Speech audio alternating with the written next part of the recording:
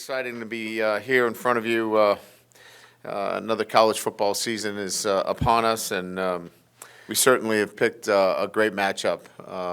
LSU and Florida State, top 10 matchup in week one, and we knew that this day would be coming. It's the only game on Sunday on ABC. It's just a great challenge for our football team, and they've been looking forward to this challenge. It's what motivates you in the off season. All the things that you do to prepare for a great game like this all comes to fruition on Sunday. Look, I could talk for quite a long time about our football team and the development of our team.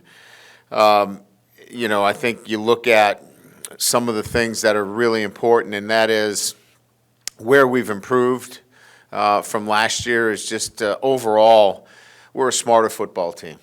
We understand the systems, we understand the process, we understand the things necessary to become more consistent in everything that we do to be a championship football team. And that is, right down to the smallest of details. This is a hard thing to do, to be consistent in anything in life. And our guys clearly understand that a lot better than they did coming into the season last year. We've made improvements in the technical development of our football team, the tactical development. Physically, we're better. I think mentally we're better as a football team. Now you got to go out and execute. And so, we've been preparing since the last game we've played, and now we'll see what this team does when it comes time to perform. I have no idea. I know they've prepared really well, and my experience tells me that teams that prepare well, when they flip the switch to performance, that they can and will perform well. We're going to go against a great opponent in Florida State. Coach Norvell's done a great job in bringing this program into elite status, and they've got great players, and it'll be a great challenge and an exciting challenge for our football team. And so we're gonna get that opportunity to put on display all the things that I've just mentioned that we've been working on. You're also going to get a chance to see some great playmakers. Jordan Travis and Jayden Daniels, two great quarterbacks, two elite quarterbacks that can make things happen. Jalen and Jordan, two guys that can run, can throw, elusive. You're going to see some great wide receivers, guys that can go make plays on both sides of the ball. Certainly on the defensive side of the ball, Harold Perkins, Jared Verse, you're going to see two elite defensive players. So it's exciting playmakers. You're going to see two football teams that want to be physical at the point of attack.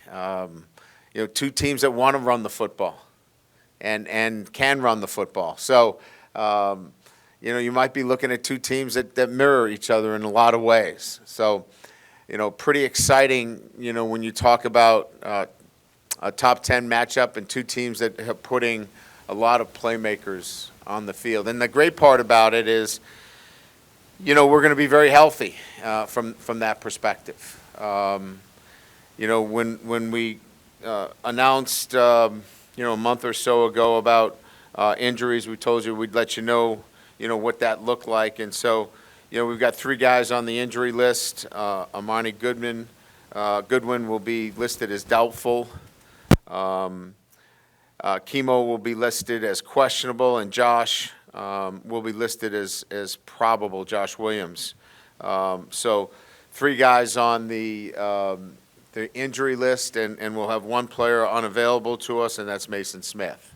So, and I think that Mason's situation has been addressed. So exciting playmakers on the field, nationally televised game, top 10 teams, preseason, all of that. It's going to come down to, the execution of the littlest things. And as you guys know, it came down to that the last time we played. Fielding the football cleanly, executing extra points, all those things mattered, and they'll matter again in this kind of matchup. Also, a couple other things to point out that we didn't get a chance to talk about in front of us. We internally, we have a history and tradition of awarding jerseys within the program. The number 18 jersey, which signifies and exemplifies the character traits necessary for that person to wear 18. He's got to have the leadership capabilities. He's got to represent incredible traits and somebody that really is going to wear that jersey both on and off the field and representing LSU football. And that number 18 went to Mekhi Wingo. I'm really proud of him. And the number 7 jersey, we went in a little bit of a different direction. And again, I'm quite aware of the history and tradition behind number 7. Defensive backs and playmakers have worn that, and certainly respect all those that have worn it and have represented it in such a admirable way and has a great tradition and history. I'm not trying to make new history, a new tradition. We just felt our playmaker this year and deserved the recognition. Even though he was an offensive lineman, we think that they're an important part. We did not want 7 to be just about a particular position. We wanted 7 to be part of our team, and we felt that playmaker was Will Campbell. So Will wear number 7 as a patch on his jersey. As we know, an offensive tackle can't wear the number 7, but the spirit of the number still is about what it should be, and that is somebody that represents the jersey as a playmaker, somebody that is certainly a guy that we can count on and represents our program in a positive way. So I wanted to make sure that we talked about that. We'll be announcing captains here after practice, so we'll have captains. We'll make an announcement on that. I want to talk to our team first about captains, and then we'll get that out to you relative to our captains. Today is a day off for our football team, and they're in a recovery day today, so it's a voluntary day for them to be around the building. So from that standpoint, whether you get it today or tomorrow, it'll be imminent relative to the captains of our football team. And that's kind of the housekeeping items that I had relative to internally within the program. So, again, excited about this matchup, going back to Orlando where we played in the Cheez-It Bowl. And our guys are familiar with Florida State, obviously, have a great deal of respect for their program. And, this is a team that's won 6 in a row. And, again, excited to get the college football season going. So, with that, we'll open it up to questions.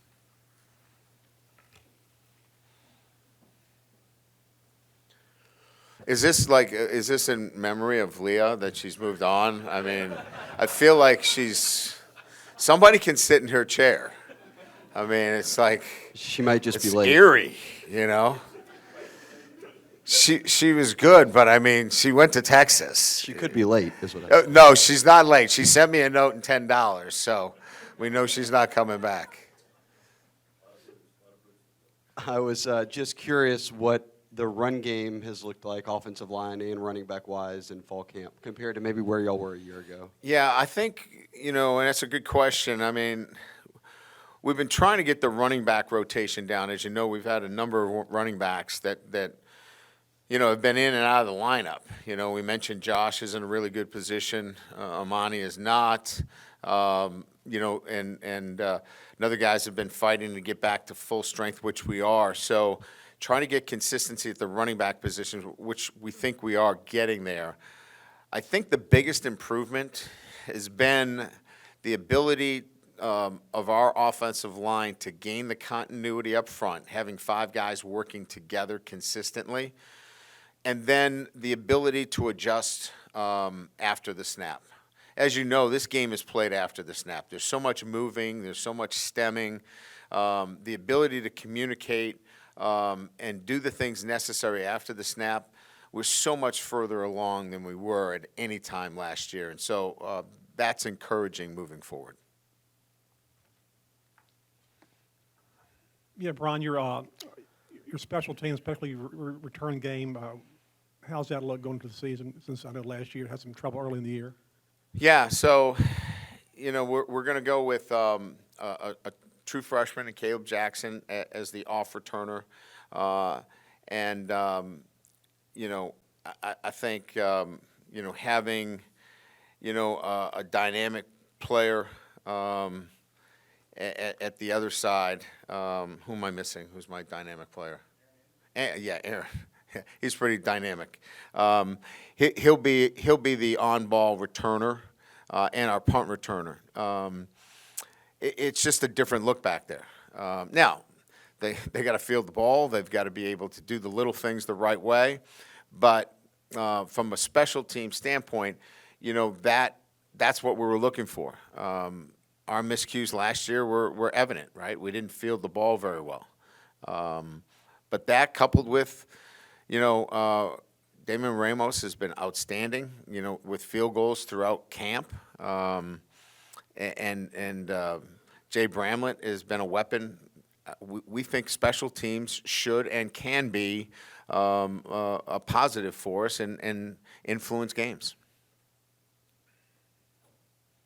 Hey, Coach, at the start of the offseason, Malik made some decisions you said you were disappointed in. From that point forward in the last 6 months or so, how has he led or bounced back from that, and what do you see out of him entering this year in a stadium where the last time we saw him he was pretty incredible? Yeah. He's matured, like you would hope that any young man, after having some adversity, would learn from that. And, I actually said to him yesterday, where he is today based upon where he was last year is night and day. And that's just the growth, being in the program, making the right choices, learning too. I mean, part of this is being, I know we use the word coachable, but coachable in life too, right? Taking, advice about how to do things on a day-to-day basis and making good choices and decisions, not only just on the football field, but off the field. And so proud of his personal growth and development, and it's going to serve him well this season. We're going to see the kind of growth that he's had off the field, on the field as well. Hey, Brian, last time we saw Sage Ryan, he was injured in the scrimmage, wasn't on the injury report. Presume he's okay, but can you give us an update on Sage? And then is the plan to keep him at cornerback or make him a little more versatile? He's going to be versatile. He's fine. Had a, and again, I hate to use terms and with the appearance that I'm trying to make them seem less than they are, but it was a stinger, but it cleared up, and he was able to get back into practice the next day. But we are going to use him both at the nickel and corner position. So he's been cross-trained. A lot of the technical work has been at corner because he knows the nickel position really well. But he's one of our fastest players. He's typically in, when we're talking about GPS speed, he's typically in the high 21 range, and he's topped out at 22. So he can run. He's smart. But I think the thing that has separated him is his ability to tackle in space. So, he's going to play to the field, and I think he gives us some great flexibility. Hey, Coach, you've talked throughout the offseason, throughout camp, about in the backfield how much of a factor experience could be. Josh Williams kind of emerged last year and has just been around the program for a while. Has he kind of become a leader in that group and just a leader in the offense?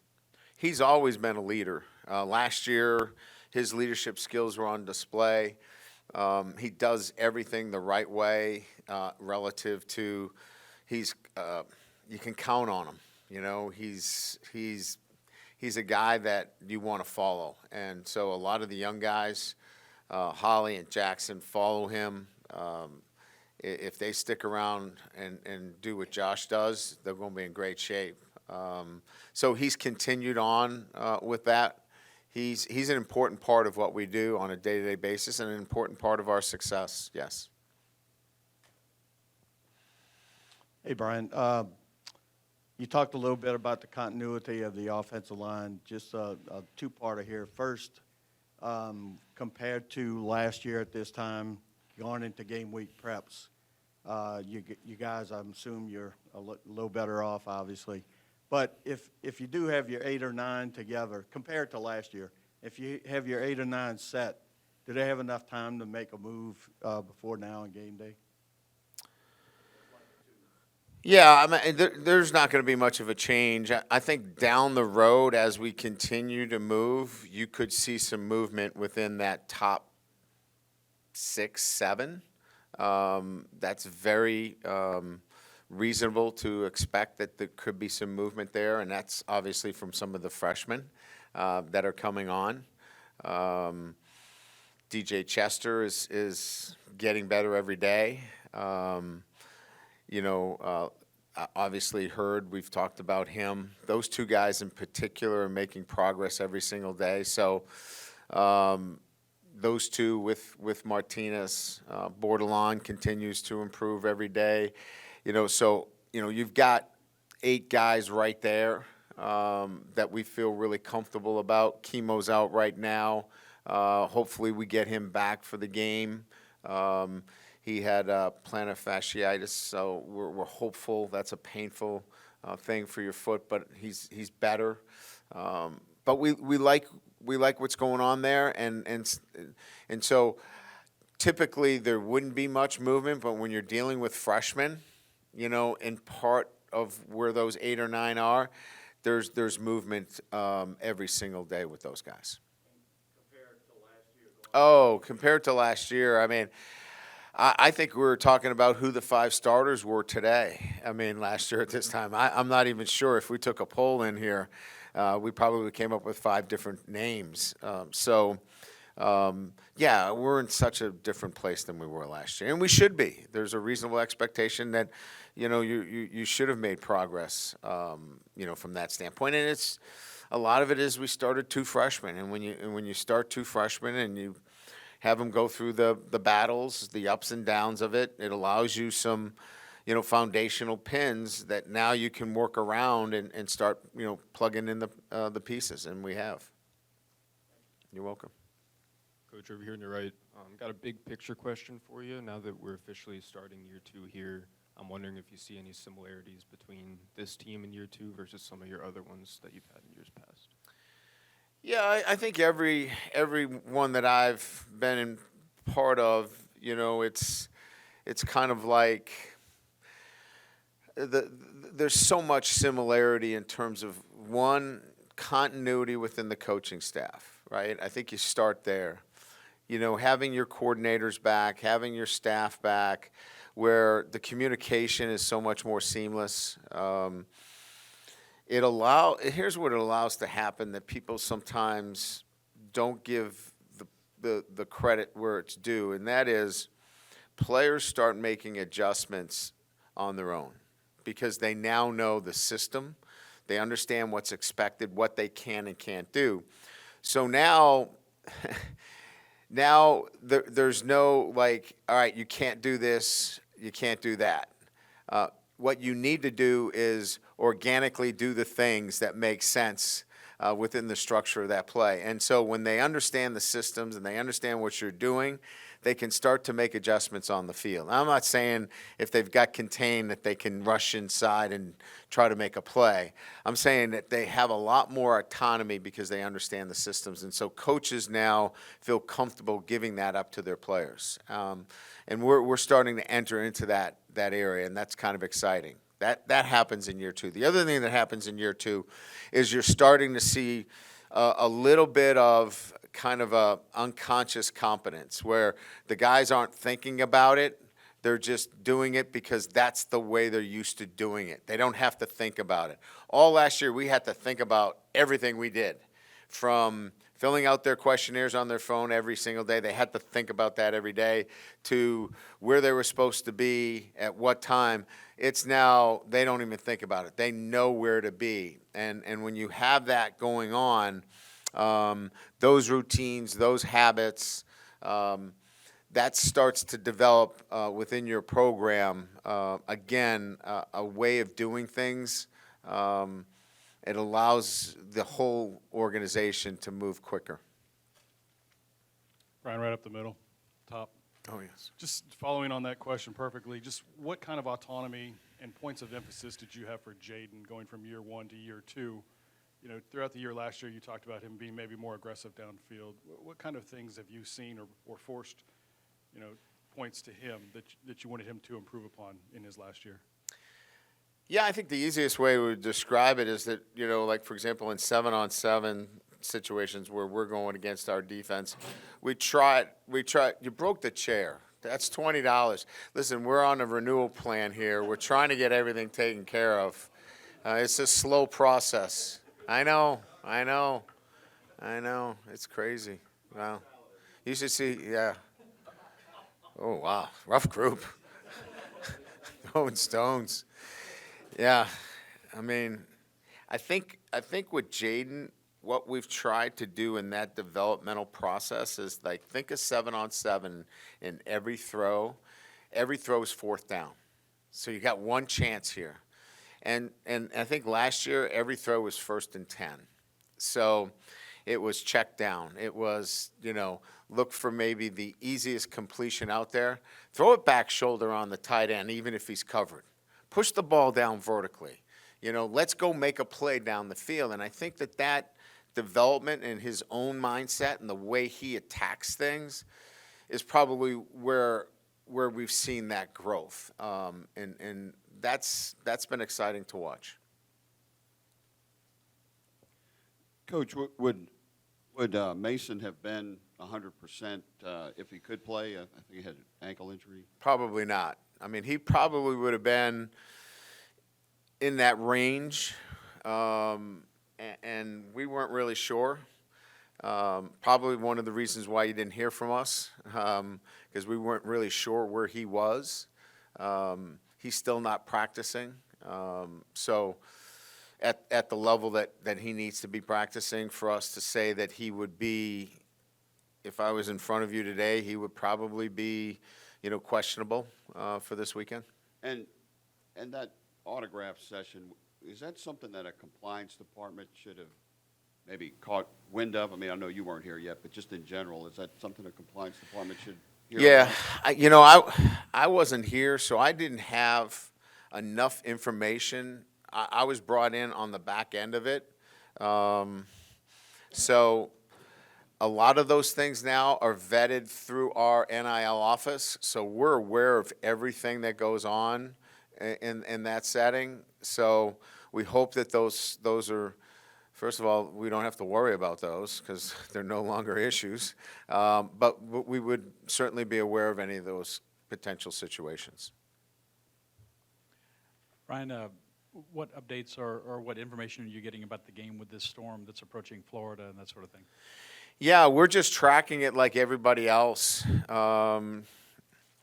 You know, the latest model for us has, you know, the storm being passed out to sea, and that you know, there'll be some, you know, some light winds on the back end of it. But you know, we're going to keep a close track on it.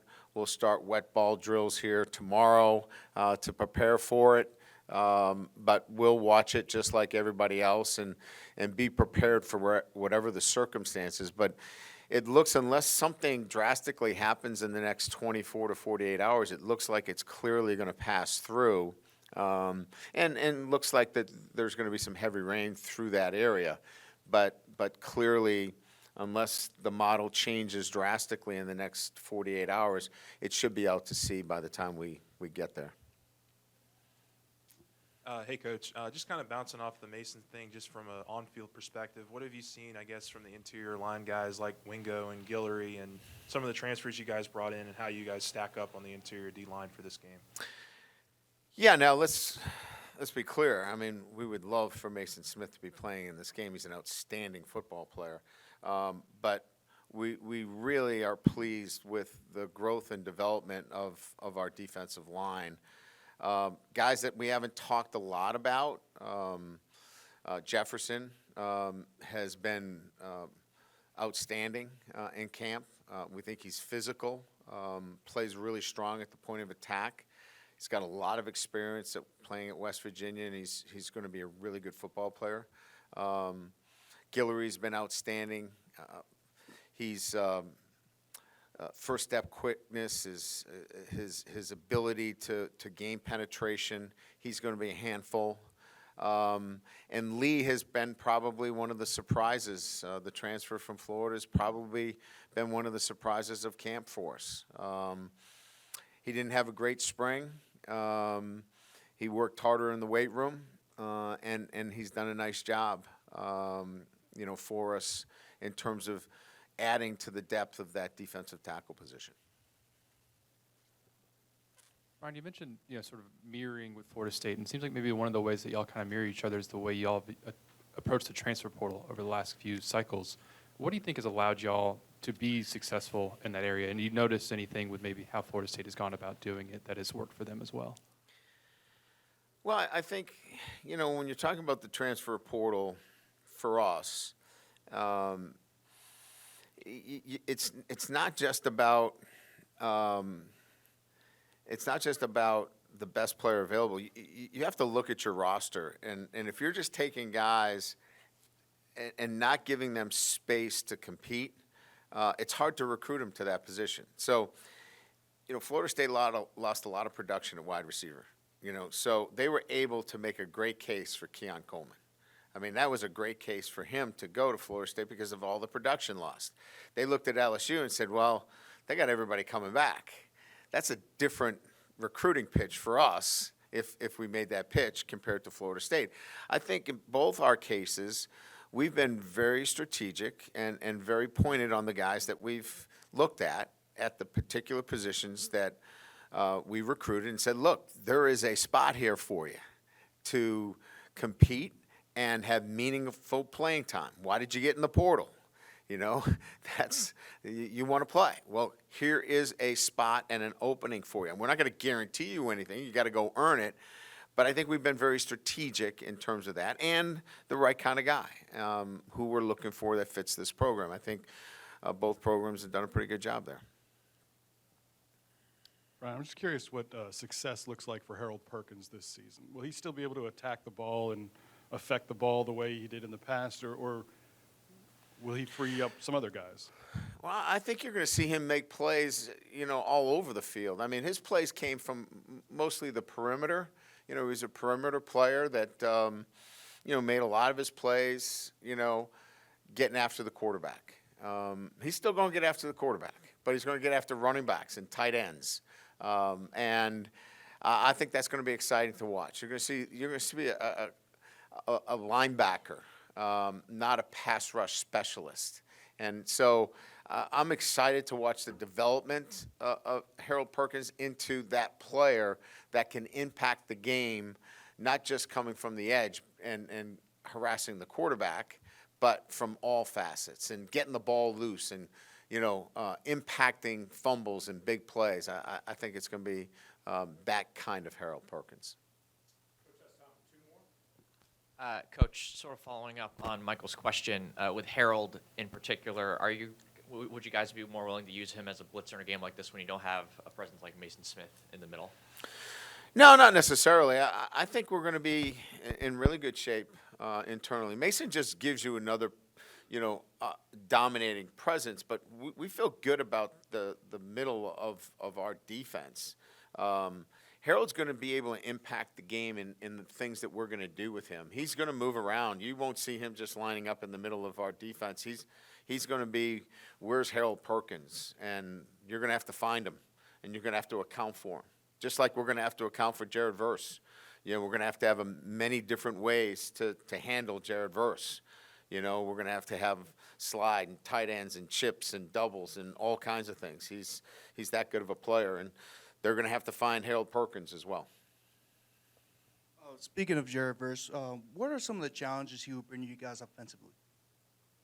Well, similar to what I said, is that you have to game plan for a player like that. So within your offensive structure, you know, you're thinking about, okay, we're on the left hash. Where is he? Is he on the right hash? Is he on the left hash? Is he to the field? Is he to the boundary?